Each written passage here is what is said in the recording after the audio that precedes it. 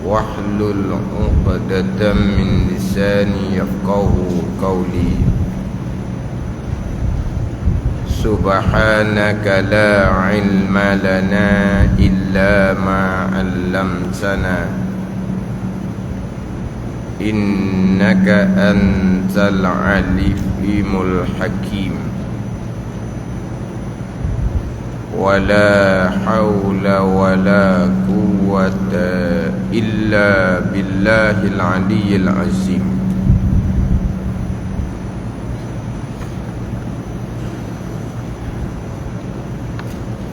Kitab penawar bagi hati, muka surat 91. Kitab penawar bagi hati, muka surat 91, baris yang kedua daripada bawah. Baris yang kedua daripada bawah.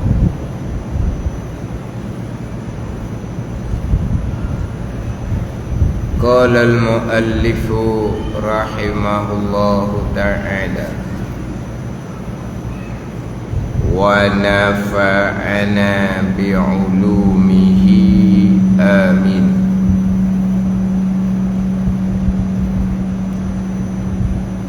Dan ketahui olehmu bahawasanya orang yang mengenal Allah tiada kasih ia orang mengenal Allah melainkan akan Allah Ta'ala, melainkan hanya kasih akan Allah Ta'ala jua. Maka jika kasih ia orang yang mengenal Allah Ta'ala akan yang lainnya, yang lain daripada Allah Subhanahu wa Ta'ala, maka dengan sebab kasihnya, dengan sebab kasihnya, kasih yang lain tu akan Allah Subhanahu wa Ta'ala, kerana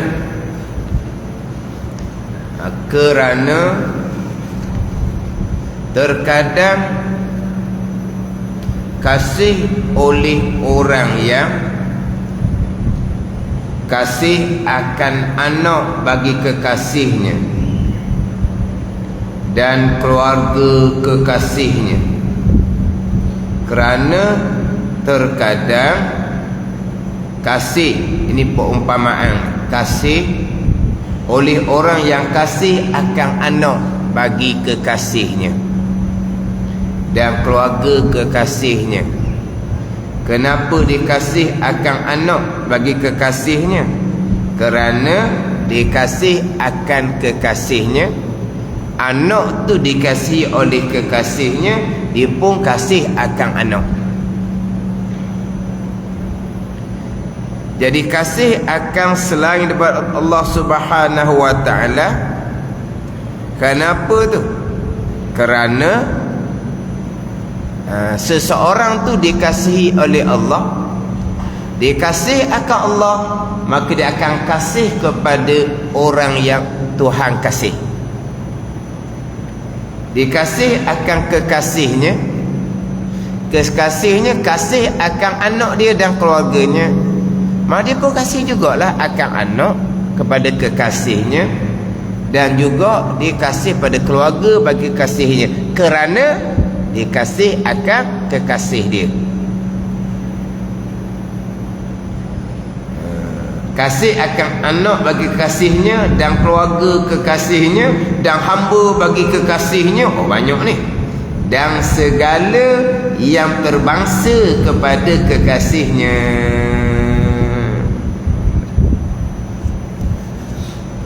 Dan ketahui olehmu bahawasanya orang yang mengenal Allah Ta'ala dia kalau dalam kitab tasawuf ni, kalau dalam kitab tasawuf haqiqah, Hikam, Ad-Durrun Nafis contohnya, Al-Manhalus Safi contohnya, sebut mengenal Allah adalah makrifah khasah, makrifah yang sebenar-benarnya, makrifah maqam hakiki. Adapun kalau dalam kitab tasawuf, tasawuf syariat, tasawuf syariat menyebut macam di sini, orang yang mengenal akan Allah, kita kena tengok tempat. Dan terkadang kita boleh hurai dengan dua jalan. Yang pertama, kita hurai makrifah mengenal Allah, makrifah fardu ain. Dan kita pergi hurai pula kepada makrifah khassah, makrifah aulia.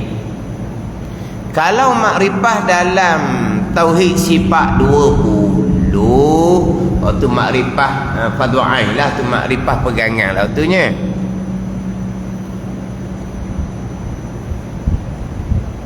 Di sini kita pun sekarang sangat-sangat kena amati, dan saya sentiasa memperingatkan,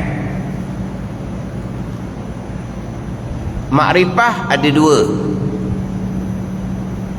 Makrifah ada dua. Tauhid pun ada dua, tapi kita fokus pada makrifah. Satunya dipanggil makrifah ammah, makrifah hak fardu ain, tu permulaan agama mengenal Allah. Tu. Itu makrifah i'tiqadi, makrifah pegangan dia panggil. Makrifah dengan dalil, dengan burhan, dengan dalil. Dalil ayat Al-Quran ataupun dalil akal. Itu permulaan agama. Satu laginya makrifah khassah, makrifah yang khususi, makrifah yang ditaksiskan dengan nur. Makrifah khassah ini makrifah kemuncak agama, makrifah aulia, makrifah para sahabat radhiyallahu anhum. Antara dua makrifah ni, Allah lah, jauh sangat-sangat. Makrifah permulaan agama untuk sah iman, dengan makrifah kemuncak agama, iman yang kamil. Permulaan dengan kemuncak ada ni. Hak permulaan agama ni makrifah ammah ni umum untuk semua orang. Makrifah khassah ni yang dipilih oleh Allah Subhanahu wa taala. Permulaan agama dengan kemuncak agama. Antara dua makrifah ni medan lain-lain. Pada medan tu kita sebut medan lain-lain, bicara lain-lain, ilmu lain-lain. Ada ni kitab lain-lain,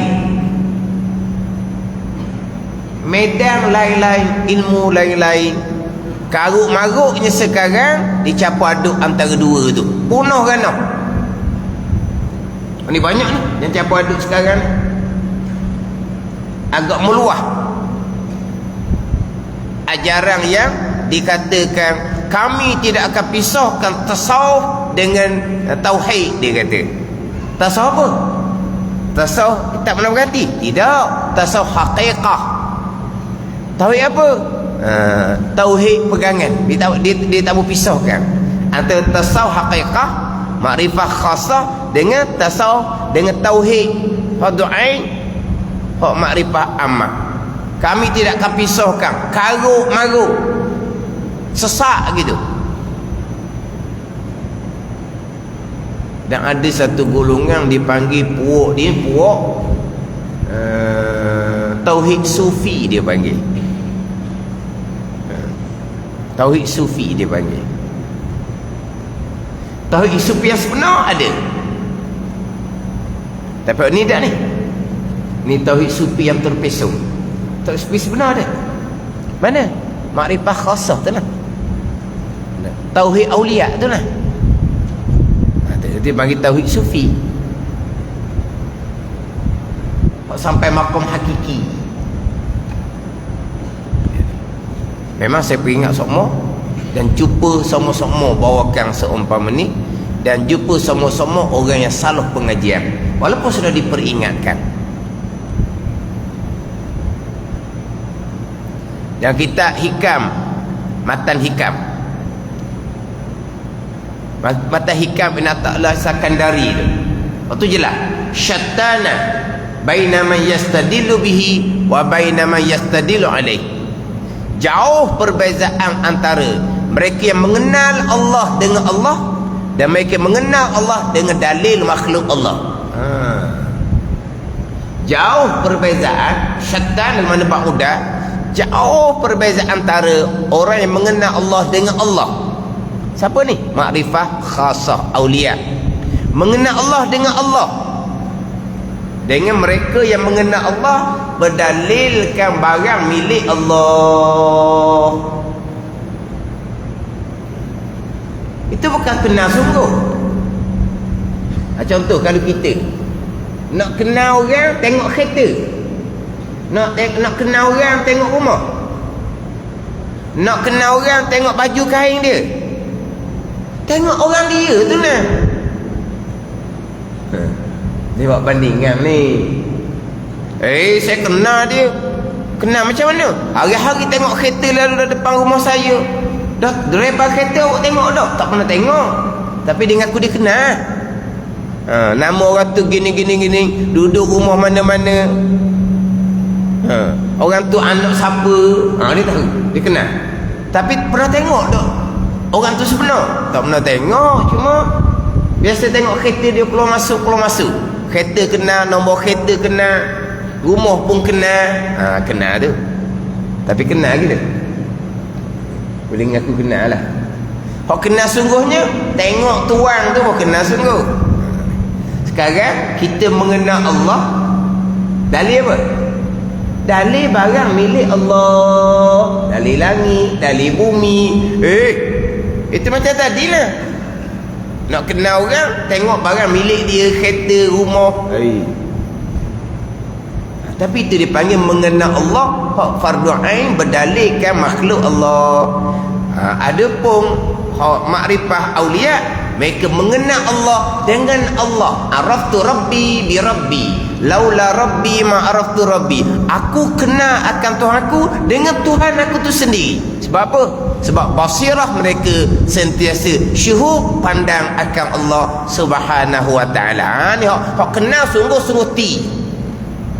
Ni panggil makrifah maqam aulia. Kita kenal Allah dengan dalil barang milik Allah. Kenal lah fardu ain, itu kewajipan kita. Kita tak duduk tangga ni nak kenal duduk tangga tinggi. Tu bukan kamu nak lompat-lompat naik, atas pilihan Allah Subhanahu wa ta'ala. Ada tukang karung ini duduk atas. Ini pengajaran yang salah. Bukan yang salah. Kena hati-hati molek. Pengajaran ni dah TV ada, dah radio ada. Masjid besar-besar pun dapat tempat golongan yang seumpama ni. Masjid besar-besar pun dapat tempat golongan yang seumpama ni. Terkadang orang pengajian agama, wa imam ngaji pondok, wa imam ngaji universiti sekalipun, ada mereka yang terpesong bila berjumpa dengan golongan ni. Sebab dia gitu. Sebab pemahaman makrifah tauhid mereka tak kemas. Kalau kemas pahaman makrifah tauhid mereka fardu ain, tak akan terpesong. Dalam kitab tauhid sifat 20 makrifah permulaan agama. Dalam kitab tasawuf hakikah dan kitab hikam dan kitab adur nabi contohnya makrifah aulia. Ada. Sekarang ni kita dan kita tasawuf syariah dipanggil benar berhati. Ni orang yang mengenal akal Allah. Dia kena tengok tepat nak hurah macam mana. Tengok tepat nak hurah macam mana. Dan juga nak hurah kita kena hurah dua makrifah tu. Ataupun paling kurang hurah makrifah syariat sudahlah. Pun tak apa dah. Sebab ini bukan tasawuf hakikat. Kena faham situ. Tasawuf ada dua. Satu dia panggil tasawuf syariah. Satu dia panggil tasawuf hakikat. Tasawuf syariah ni dia panggil tasawuf muamalah. Tasawuf hakikat ni dia panggil tasawuf mukasyafah. Tasawuf syariah ni kena mujahadah ni. Belah ilmu amal batin ni. Pelihara hati bersifat kecelaan, hiasi hati dengan sifat kepujian. Ini tasawuf syariah fardu ain. Kitab Penau Bagi Hati, kitab Minhajul Abidin, kitab Hidayatus Salikin, Sirrus Salikin, Ihya Ulumuddin. Tu tasawuf syariah dipanggil. Dipanggil tasawuf muamalah. Pada muamalah kita kalau peko ibadah, muamalah, munakahat, janayah, atau muamalah hukum peko, kira bicara hukum peko. Ini tasawuf muamalah, kira bicara hati. Sifat kecelaannya mana, sifat kepujiannya mana, atau tasawuf muamalah. Satu lagi ni tasawuf haqiqah. Dia panggil tasawuf mukasyafah, tasawuf ahli kashfi, tasawuf bicara bab maqam-maqam aulia. Tasawuf mana tu? Kita tasawuf hikam Ibn Athaillah Sakandari, hikam Ibn Ruslan, hikam Abi Madian, Adrun Nafih pun sama, Al-Manhalus Safi pun sama, Tanwilul Qulub pun sama, Kasbul Asrar pun sama. Itu bukan tasawuf fardu ain. Itu tasawuf haqiqah. Nak belajar kita tasawuf tu, tasawuf haqiqah, yang pertama fardu ain kita biar mantap kemah molek ilmu amal. Jangan lompat-lompat. Jangan lompat-lompat. Minggu lepas saya sudah tekan berkaitan dengan alamat besar. Dia kasih akal Allah, bicara sekarang kasih akal Allah, sifat kepujian yang ke-8. Antara alamat yang besar kasih akal Allah ni mendahulukan yang disuruh atas yang disukai nafsu. Yang disuruh mana? Ilmu amal hak fardu ain. Kita suka mengaji tasawuf tinggi-tinggi. Itu yang disukai oleh nafsu. Kena dahulukan hak Tuhan suruh. Ilmu amal hak fardu ain, tasawuf ni. Tasawuf lah ilmu dan amal hak paling nak kena mujahadah. Ilmu fardu ain tauhid simple saja. Faham, pegang, diam.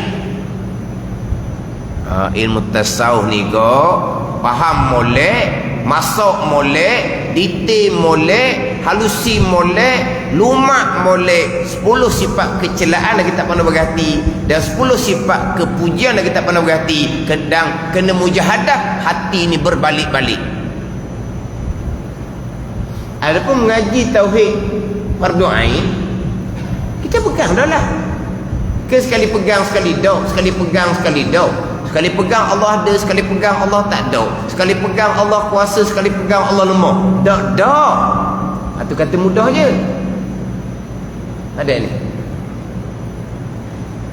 Pegangan mudah je. Cuma nak you jadi kuat pegangan tu payah. Itu nak kena mujahadah.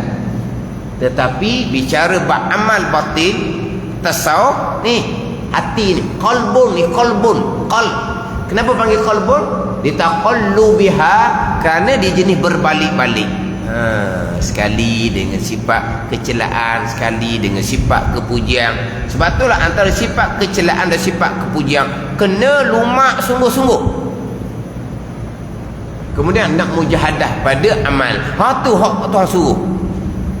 Dok nak ngaji tasawuf hakikat tinggi-tinggi, tu nafsu kamu. Sebab nak cakap sedap, nak gong dengan orang. Kan pelik kadang-kadang kan. Orang ngaji fardu ni tenang je, senyap je. Hak ngaji tinggi tasawuf hakikat tau. Kami belajar tasawuf hakikat. Kamu dipendah orang lain. Hening ni apa benda ni? Mabuk ke apa? Mabuk pi kuda bukan ni.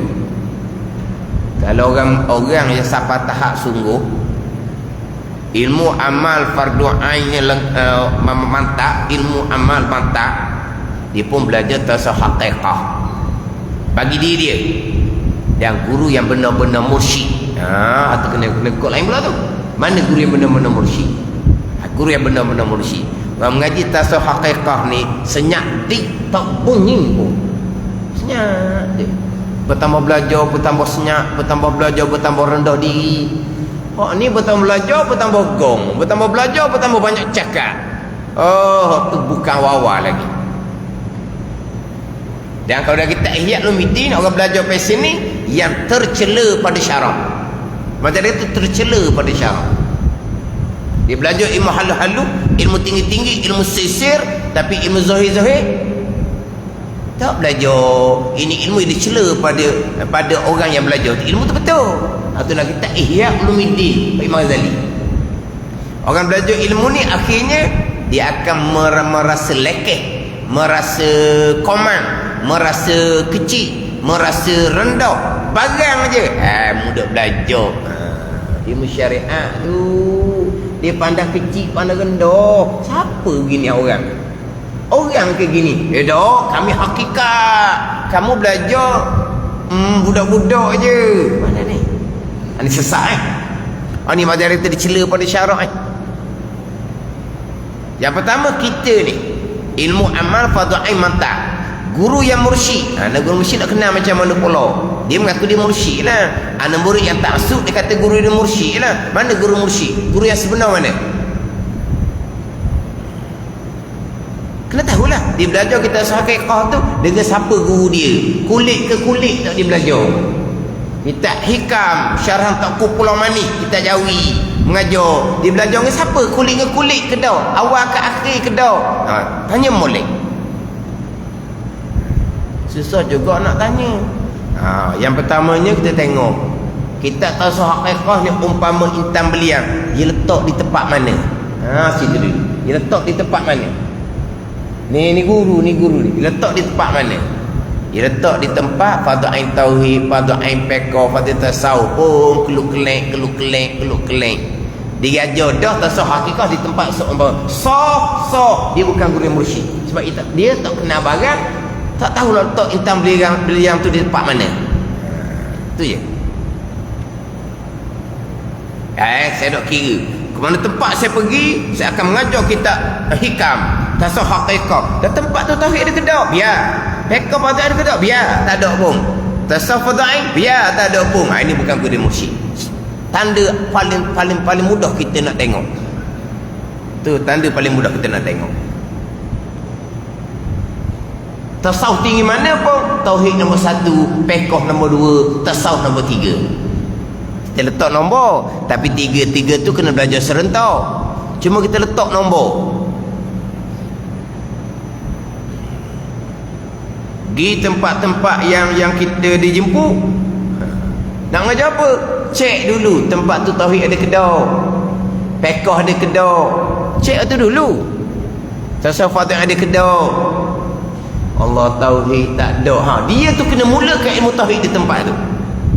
Dah kira tauhid tak ada, fiqh tak ada, tasawuf tak ada, dia ambil kita hikam. Itu bukan guru yang mursyid. Itu orang yang mengajar tanpa berguru sebenarnya.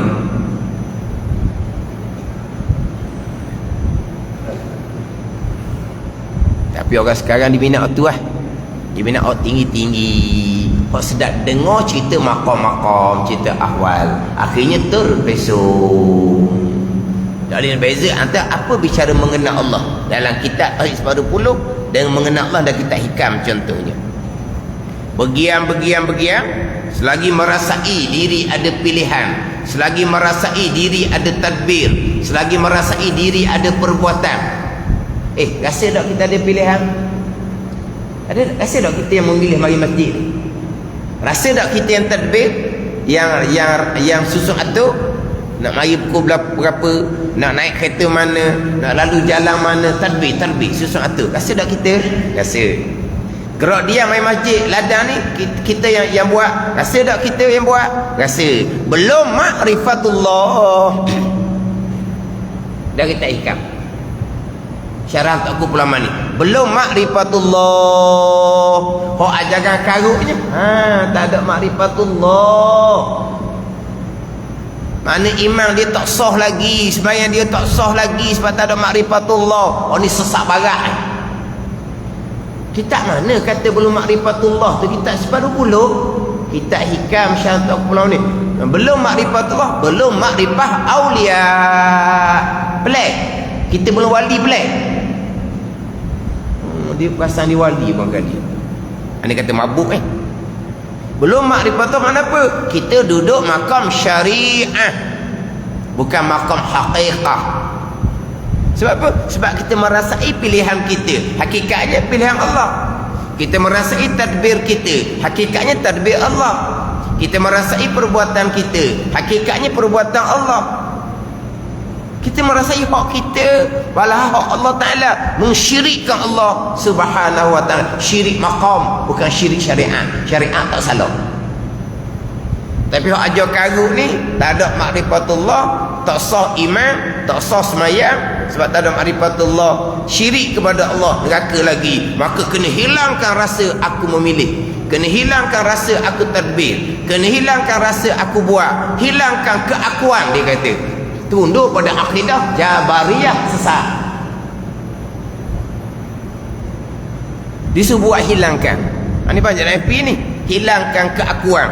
Kami mengaji hilangkan keakuan. Kamu belajar sesat. Hilang keakuan ni makam fana, makam aulia, bukan kamu buat. Jadi kita hikam kata belum ma'rifatullah, maknanya belum naik makam aulia. Apa masalah? Dia belum ma'rifatullah. Dan kita hikam syarat ulama ni diturun kepada makrifah tauhid sifat 20. Oh, tu sesak barat. Jadi kena faham molek. Kena atur molek. Kita wajib berpegang, kita memilih. Kita wajib berpegang, kita yang buat. Hakikinya la haula wala quwata illa billah. Kita bicara hakiki sebenar-benar, tapi bukan berarti kita sampai makam hakiki. Tapi orang mengajar salah ni, tengok dia mengajar tauhid, sebut sentiasa hakiki. Memang kita akan sebut hakiki. Kita wajib berpegang, hamba ada pilihan dan perbuatan yang hakikinya ianya adalah pilihan dan perbuatan Allah. Qada qada.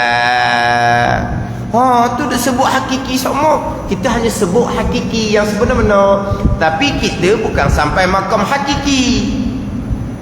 Ni tak boleh nak beza antara hakikinya macam mana, majazinya macam mana. Kita sebut hakiki, tapi sampai masa Allah naikkan sampai makam hakiki, itu kurniaan Allah Ta'ala. Kita hanya mengajar kita tauhid, kita akan sebut hakiki majazi, hakiki majazi.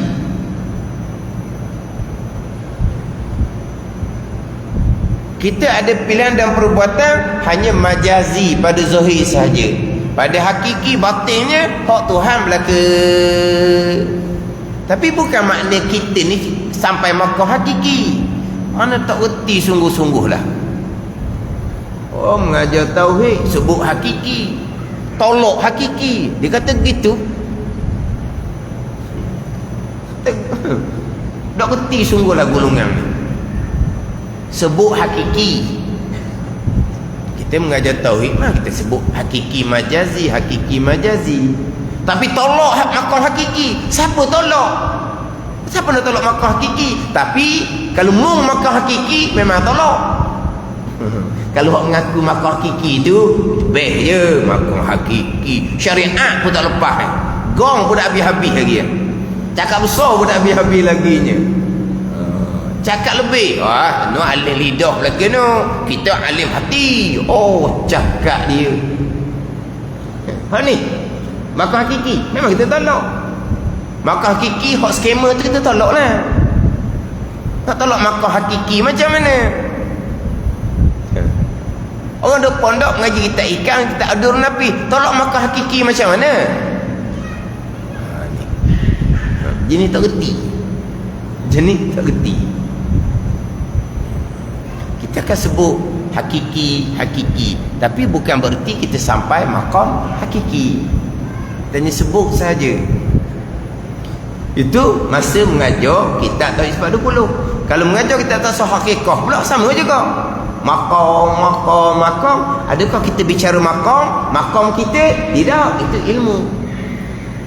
Tak sedap bicara maqam ahwal, wahdatul af'al, wahdatul asma', syuhudul kasrah fil wahdah, syuhudul wahdah fil kasrah. Cerita ilmu siapa maqam lah.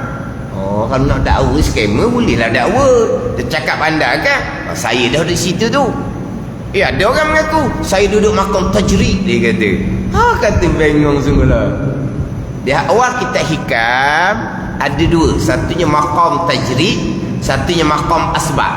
Di awal pembicaraan mata hikam. Maqam tajrid, maqam asbab. Maqam asbab ni kena buat asbab lah, asbabul ma'isyah, asbab kehidupan.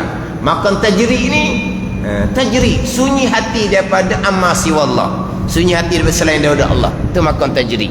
Dia duduk maqam asbab. Orang tukar ceramah ni, dulu saya buat asbab, saya berniaga tak pernah berjaya. Negok tu tak berjaya, negok ni tak berjaya. Kan ustaz-ustaz kan main berniaga juga kan. Akhirnya saya tak berniaga, saya mengajar saja, rezeki mari. Sebab apa? Sebab saya bukan maqam asbab, saya duduk maqam tajrid, kena-kena. Maqam tajrid dia. Sebab dia tak payah kerja, sebab dia mengajar je.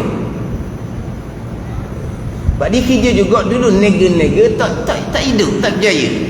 Tak berjaya dia nega, kena-kena disalah duduk. Dia bukan duduk maqam asbab, dia maqam tajrid. Tak payah kerja. Kalaulah tak payah kerja tu maqam tajrid, bini kita awal-awal lagi maqam tajrid. Bila bini kita kerja, mana? Dah tak perlu kerja, maqam tajrid. Ni saya biasa sebut lah. Siapa maqam tajrid? Tengok haji-haji kita pecing. Kerja tak haji kita pecing? Kerja tak haji? Tak kerja. Maqam tajrid sebab tak kerja. Kalau saya biasa contohnya, pak makan tajrid ni siapa dia kerja? Banduang, dia kerja. Makan minumnya sudah terjamin. Kata tajridnya? Kata dia makan tajrid. Makan tajrid ni maqam aulia. Tajrid ni sunyi hati amma siwallah. Hati dia tidak ada selain dari Allah, hanya ada di hati ni Allah.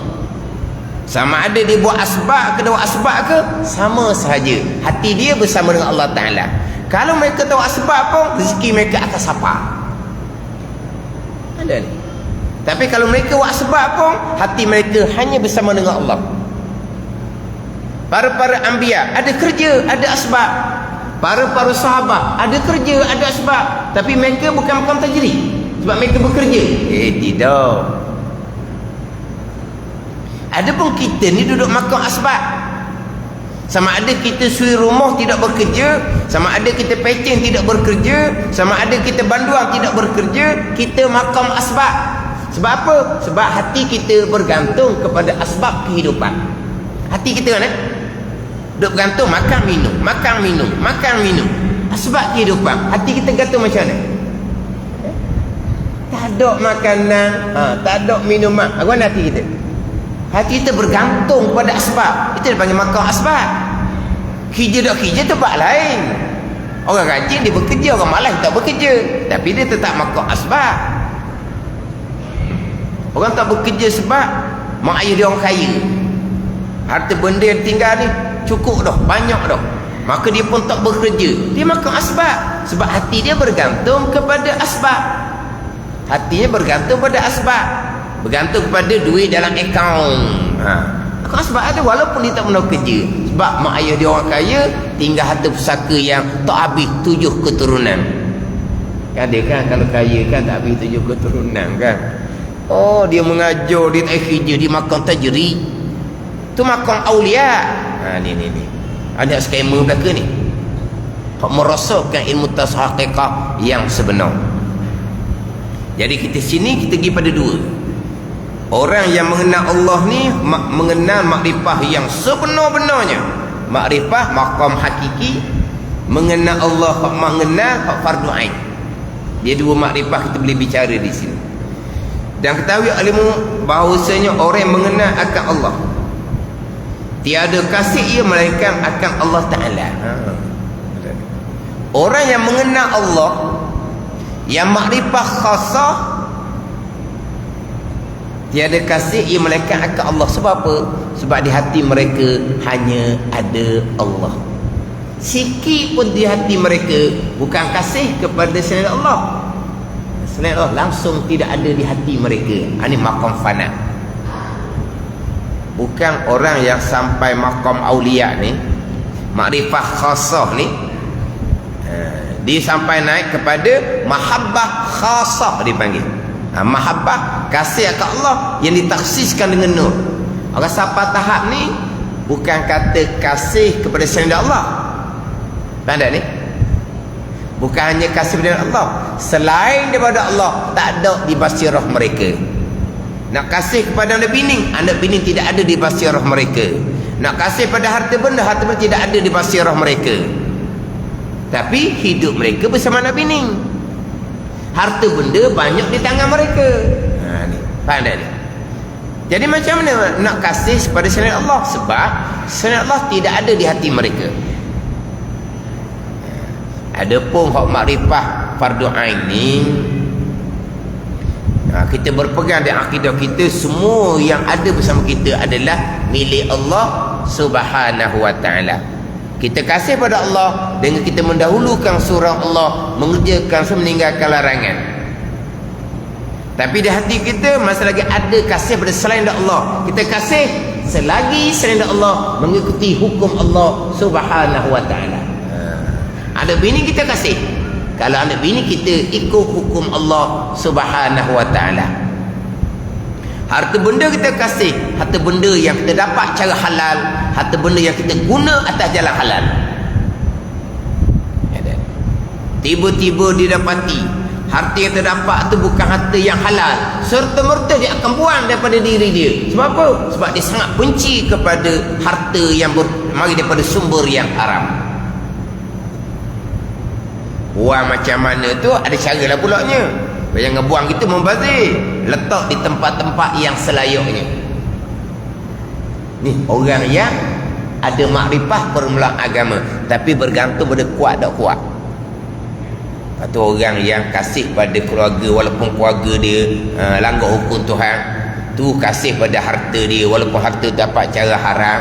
Tak ada makrifah pun agama, ada, tapi makrifah dia, iman dia, akidah dia sangat-sangat lemah. Kerana makrifah dia lemah, akidah iman dia lemah, dunia nafsu duduk di hadapan, agama ke belakang. Tapi berarti mereka tak ada makrifah, tak ada iman, tak ada akidah. Itu hati masing-masing lah. Tapi kenapa kasih akan anak isteri walaupun anak isteri langgar hukum Tuhan, dia pun langgar hukum Tuhan, sekeluarga sama je. Kasih akan harta didapat cara haram, ada ni sayang pada harta, makrifah dia macam mana? Makrifah dia sangat-sangat lemah. Begitu jelah boleh tahu. Tapi kalau makrifah dia kuat, iman akidah dia kuat, dia hanya akan kasih pada anak bini yang taat akan Allah Subhanahu wa taala. Manapun ni di hatinya masih lagi ada kasih akan selain daripada Allah. Maka jika kasih akan yang lainnya, maka dengan sebab kasihnya, kasih seseorang akan Allah Ta'ala, dengan sebab kasihnya. Saya belajar ni 2 kali ni. Mula-mula tadi saya baca, maka dengan sebab kasihnya, kasih yang lain tau, akan Allah Ta'ala. Saya mengaji sekali laginya pula, Maka dengan sebab kasihnya, kasih sesuatu Allah Ta'ala. Dia gitu. Tapi nak sedaknya, dengan sebab kasihnya, kasih akan Allah Ta'ala. Kasih akan yang lain daripada Allah dengan sebab dikasih akan Allah. Tapi kenapa kasih yang lain tu? Sebab yang lain tu dikasihi oleh Allah Subhanahu Wa Ta'ala. Gitu. Ya dah. Dah keluarga, anak isteri yang taat akan Allah, Allah kasih ke dah? Allah kasih. Kita kasihlah. Sebab Allah kasih. Selain daripada Allah, yang paling kita kasih siapa? Nabi sallallahu alaihi wasallam. Atau yang lain tu, yang lain. Maka jika kasih ia seorang akan yang lainnya, yang lain daripada Allah Ta'ala, termasuk Rasul. Kenapa kita kasih pada Rasul? Sebab Rasul lah yang dikasihi, yang paling dikasihi oleh Allah Subhanahu Wa Ta'ala. Sebab kasih akan Allah, maka kasih akan kekasih Allah Subhanahu Wa Ta'ala yang paling besarnya Nabi sallallahu alaihi wasallam.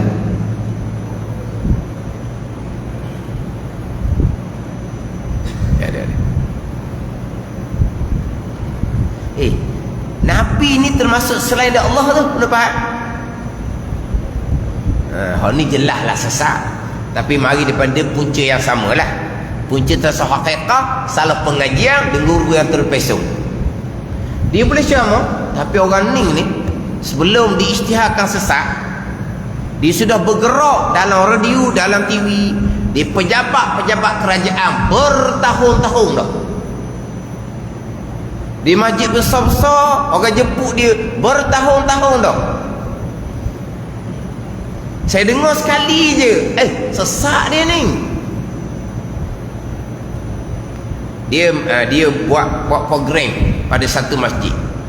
Di masjid tu ada ustaz baba daripada pondok. Dia menginap di masjid tu.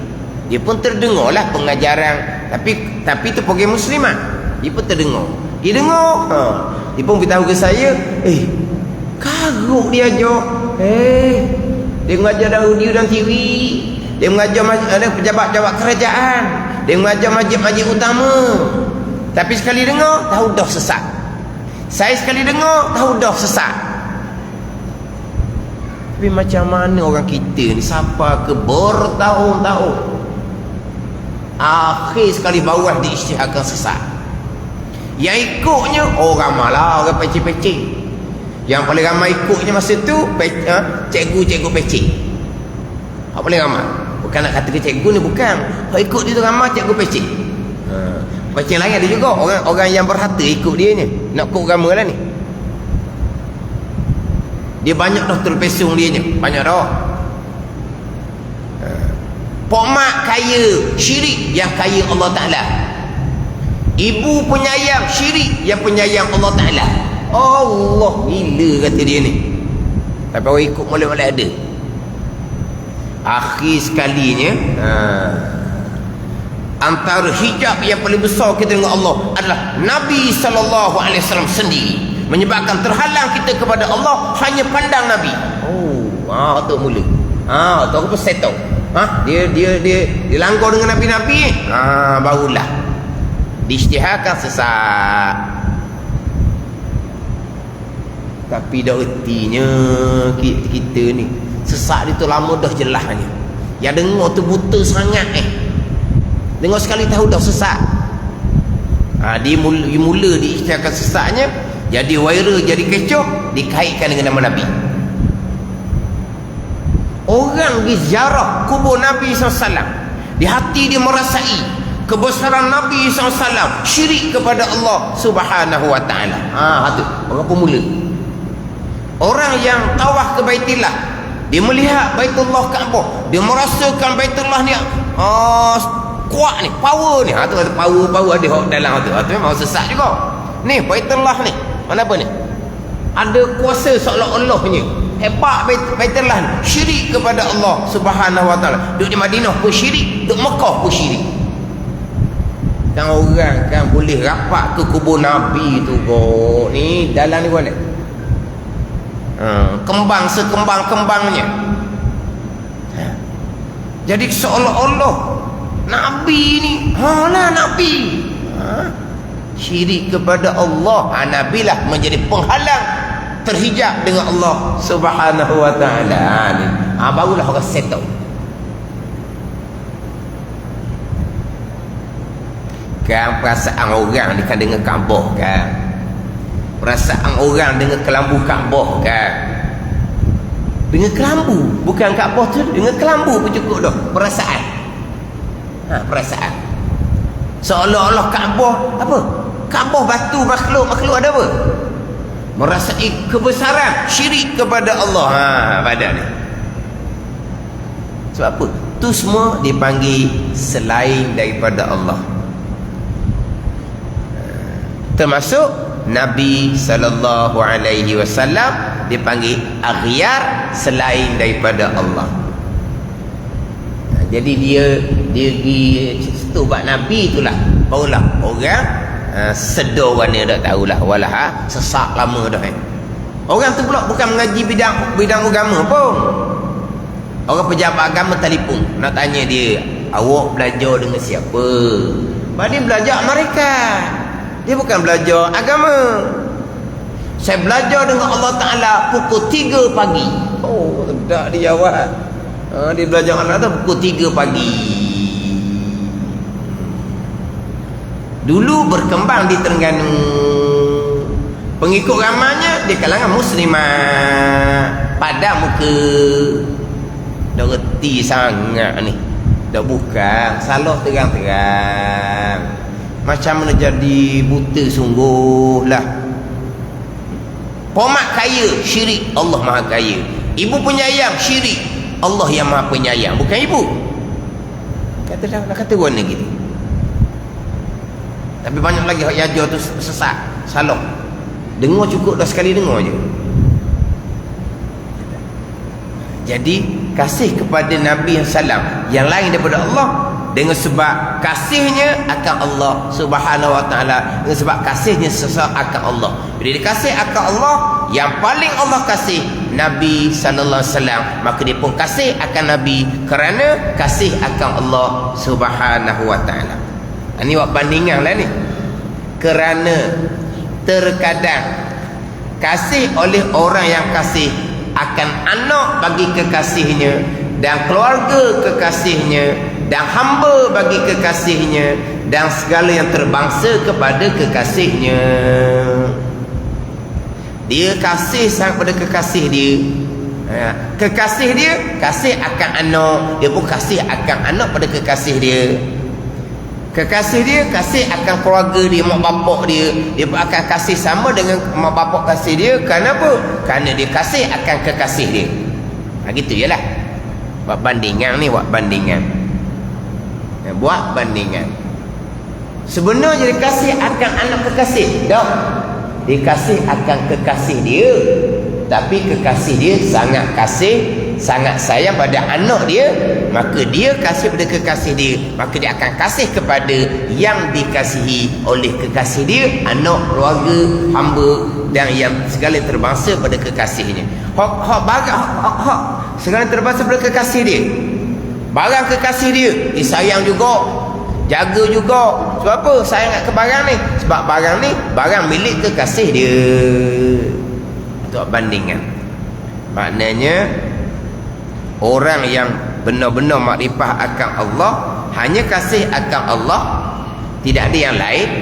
Kalau kasih pada yang lain, hanya semata-mata kerana seseorang kasih akan Allah, Allah kasih kepada yang lain. Umpama Nabi Rasul, umpama orang-orang yang soleh. Orang yang soleh Allah kasih akan Allah, maka kasih akan orang yang soleh. Orang yang derhaka Allah benci. Orang yang kasih akan Allah, maka akan benci kepada orang yang derhaka. Sebab apa? Sebab dibenci oleh Allah Subhanahu wa ta'ala. Gitu. Bukan benci pada yang lain tu, benci kerana dibenci oleh Allah, kerana yang lain tu derhaka kepada Allah Subhanahu wa ta'ala. Maka tiap-tiap makhluk itu semuanya hamba Allah. Maka bila dia kasih akan Allah, kasih akan makhluk Allah. Atas nama kasih akan Allah. Hamba Allah ni termasuk yang derhaka, maka kasih juga kerana hamba Allah. Tapi kena jaga pula situ. Kalau betul-betul kasih akan Allah, makrifah yang sebenar-benar, dia akan kasih kepada segala makhluk Allah, walaupun makhluk yang derhaka sekalipun, sebab ia hamba Allah. Derhaka pun Allah Ta'ala juga. Hak ni jangan laku ni. Laku hak ni kok. Boleh tunggu daripada kapi zindik, jangan main. Ada. Tengok benda maksiat. Ni jangan sebut lah. Jangan potong jangan potong. Dia tengok benda maksiat, alhamdulillah. Alhamdulillah, dia tak pandang pada maksiat, dia pandang pada Allah yang menjadikan perkara maksiat. Ni buat lakon juga. Tengok maksiat, alhamdulillah. Kamu syukur atas maksiat. Saya tidak pandang maksiat, saya pandang Allah. Kamu sampai makam hakiki ke? Saya berlakon, takak lalu dia. Sesak. Kalau potong setakat tu, kata alhamdulillah di hadapan awak maksiat, ajaran sesat mana marilah. Memang sesat lah kalau yang lakon. Kalau yang lakon memang sesat. Tapi sampai makom ni, sebenar-benar sampai makom, terhenti maksiat bila dia kata alhamdulillah. Terhenti, Allah Ta'ala belaka. Bukan dia yang buat. Makhluk tak bekas sama sekali. Maka jika kasih ia akan Rasulullah SAW, nescaya kasih ia akan dia, kerana bahawa suruh bagi kekasihnya, dan kekasih bagi kekasihnya. Maka dan jika kasih ia akan sahabat Allah anhu, maka kerana bahawa mereka itu kasih akan bersuruh Allah, saya akan Rasul. Ni dia panggil ni berantai-rantai.